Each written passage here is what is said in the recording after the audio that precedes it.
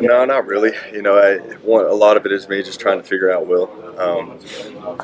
He's pretty much as is as what I thought he was going to be, but starting to just figure out what type of routes he likes to throw, what he's capable of doing. The thing that I like to figure out too is how dynamic I can get with these running backs. I think they're obviously proven in terms of the run game, but I like to put them out in certain scenarios, certain positions, to see if they can handle it out there on the perimeter. So I'm playing around with a lot of things right now with these kids and see what they're capable of doing. But again, I'll probably have more answers for you after spring. Liked what you've seen there with the running backs? I do. I think we've got a lot of good depth.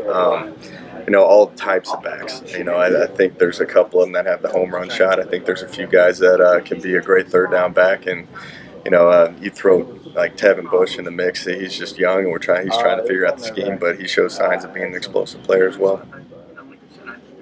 You mentioned working with Will and what he likes to throw right now. Is there anything he's added since he came here that he didn't have prior?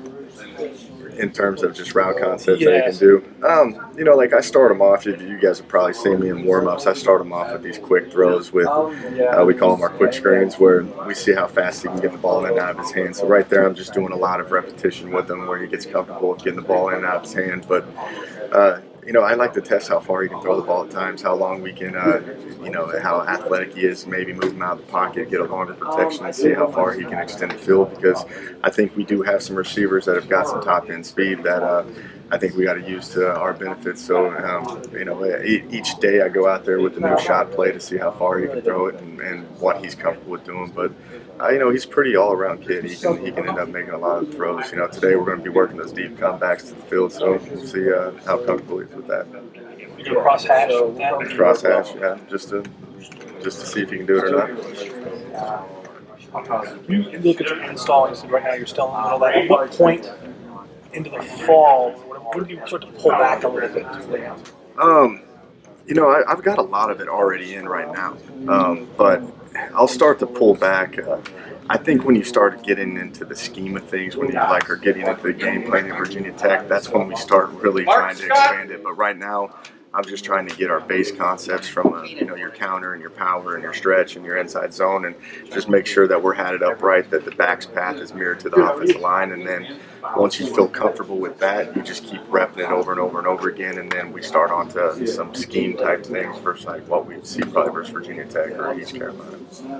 Relationships between the offensive line and the running backs, how is that? Right. That's always been a big part of what I've done. You've got to make sure that those backs' path that they're taking when they're getting the exchange, getting the handoff, is mirrored to what the offensive line is doing. If not, you're going to have some bad schematic problems, and it's just not going to time up correctly. So we spend a lot of time through our mesh, our exchange with our quarterbacks and the running backs, and making sure that they're going through their assignments, they're pressing the front side of maybe backside cuts, or make sure that they're hitting it from A gap out to B gap, C gap. So it's a lot of repetitions, and just make sure that we're mirrored up and we're all on the same page.